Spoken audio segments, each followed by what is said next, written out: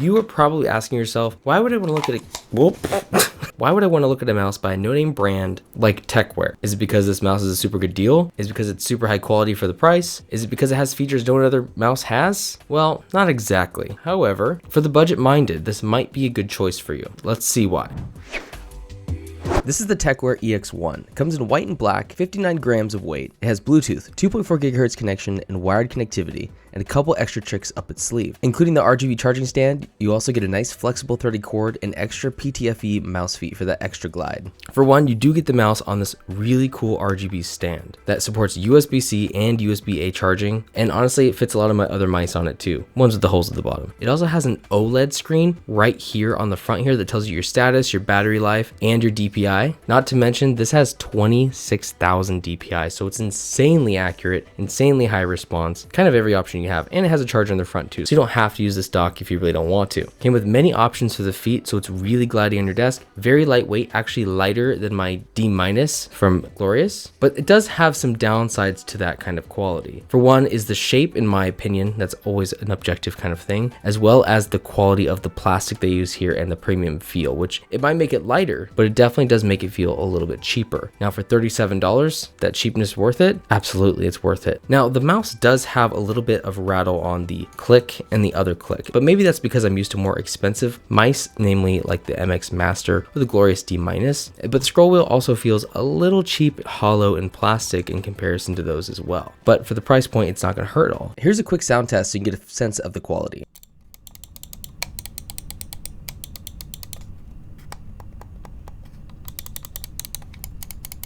Now it does have a slight concave on the mouse to kind of form your hands, and I found personally that a claw grip like this and a palm is a little bit too much because it feels small in my hands. But again, this is all subjective stuff because really what it comes down to is your play style and the way you like to hold it. This is good for work, this is good for gaming. It's an overall middle ground when it comes to both, but it's very lightweight and very easy to glide around your desk, so that has a lot of points going for it. It does support 2.4 GHz connection, Bluetooth, and wired all at the same time. And I've been using it for work since the same amount of time I've been using their keyboard for. And I can say that I've been having a decent time with it. Not my favorite over the MX Master, but for the price point, very much in favor of using this mouse. The battery life on this hasn't gone out since I got it. I've been charging it off and on, maybe once a week, but otherwise I've never noticed it running low or noticed it going out at all. I've honestly noticed really a little bit of nothing. It does go to sleep pretty quickly, which is a nice feature because all it takes is one quick click and it's awake. It's actually pretty instant. So if you're going to introduce a sleep mode on a mouse, it's very important that it wakes up quickly so you don't feel any delay there.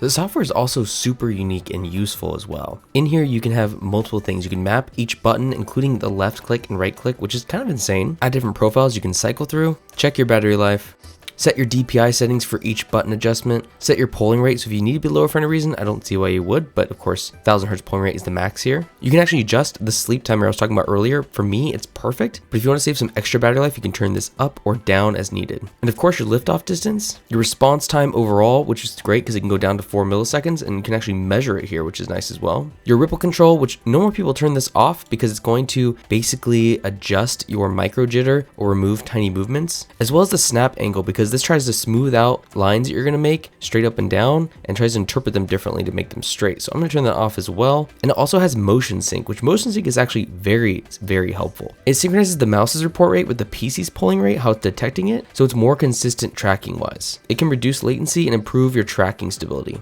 So overall, this mouse has a lot of transparency in its software and lots of controls. And just for price comparison's sake, here is the D- and here is this mouse. So you can see that the height there is a lot different. This is much more of an ergonomic palm grip mouse, which I prefer personally when I'm gaming. This is a smaller kind of claw grip, or it could be compared to something like Logitech makes, like the Superlight. But if you don't mind smaller mouses to do the claw grip, or you have smaller hands, or that's just your style, that's fine. This is gonna work for you. The size is great. I personally prefer and game more with ergonomic, little bit palmer grippers kind of mice, so just a preference thing. But the feet on this are much nicer than the D that it came with, the D-.